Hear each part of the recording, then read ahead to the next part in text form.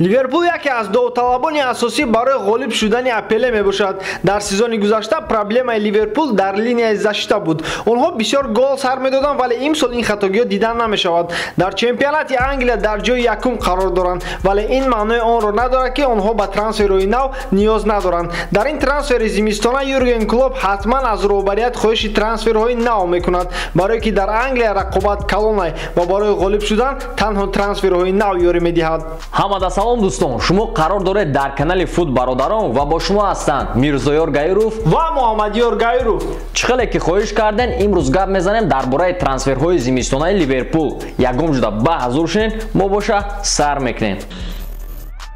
ҷои панҷум Леон Бейли. Юрген Клоп хело шуда ки ба ин бозингар нишон гирифта. Дар сезони гузашта бисёр хабар буд ки Бейли бо яке аз топ-клубҳои Аврупо шартнома мебандад, вале ба ҳар ҳол бозингар дар Германия монд. Худ Леон дар интервю гуфт ки дар ҳақиқатан ба ӯ Манчестер Сити, Манчестер Юнайтед, Ливерпул ва Челси шартнома пешкаш карданд, вале ӯ ягонтаашро интихоб накард ва бо дастааш Байер шартномаашро то соли 2023 дароз кард. Вале дар ин трансфери зимистона Бейли метавонад дастаашро тарк кунад, аз сабабе ки дар состафи асосӣ кам бозӣ мекунад. Шанси гузаштан 0%.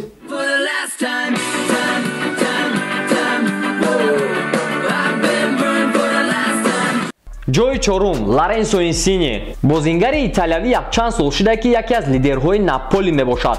Одатан клуб ба бозингарони ҷавон бисёртар аҳамият медиҳад, вале воситаҳои ахбори омма менависанд ки роҳбарияти Ливерпул ба ин бозингар аз аввали сезон аст ки нишона гирифтаанд. Дар асл трансфери Инсинеро дар Ливерпул фарз кардан душвор аст, вале дар ҳолати травма гирифтани яке аз триои ҳамлагарон Салаҳ, Фирминио ё Мане барои клуб проблемаи калон пайдо мешавад. Махсус барои ҳамин Ливерпул метавонад Инсинеро дар ин трансфери зимистона харад. Шанси гузаштан 25%.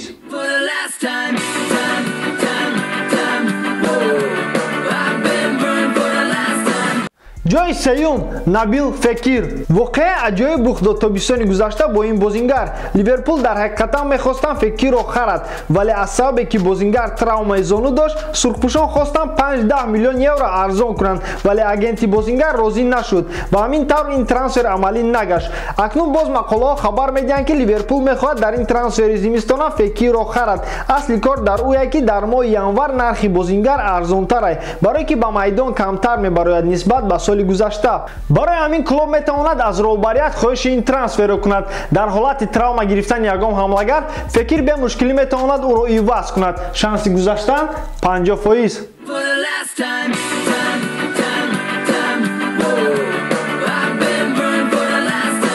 ҷои диюм Усман Дембеле. Ба ин бозингари фаронсавӣ клуб хела шид ҳавасманд аст. Ай вақти бозӣ дар Боруссия, вале дар он вақт сурхпӯшон тайёр набуданд барои бозингари ҷавон 100 миллион евро пардохт кунанд ва баъди ба Барселона гузаштанаш овозаҳо дар бораи гӯё Дембеле ба Ливерпул мегузарад ба охир расиданд. Вале аз сабаби характери бозингар ва ба тренировкаҳои ҳаррӯза дер карданаш Барселона зид нест аз Усман дар моҳи январ ҷудо шавад. Хотиррасон мекунем ки ба бозингар инчунин Арсенал ҳавасманд аст. Шанси гузаштани бозингар ба Ливерпул 25%.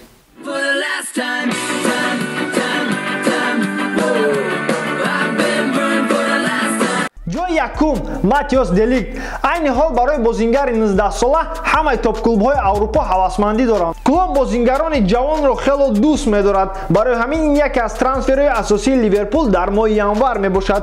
Дар линияи защита Лоурен бисёр хатогӣ мекунад ва связкаи голландӣ бошад Деликт бо Ван Дейк бояд хубтар ҳамдигарфаҳмӣ кунанд. Айни ҳол довталабони асосӣ барои харидан ПСЖ ва Манчестер Юнайтед мебошад. Барои чӣ? Барои он ки вақти агенти футболбоз Мино Раёла бошад, трансфера ҳамун дастае мебурад ки маблағи бисёртар пардохт кунад. Рақобат барои трансфери бозингар хело калон аст. Масалан, барои ҳамин Барселона аз ин трансфер даст кашид. Шанси гузаштан ба Ливерпул 0%.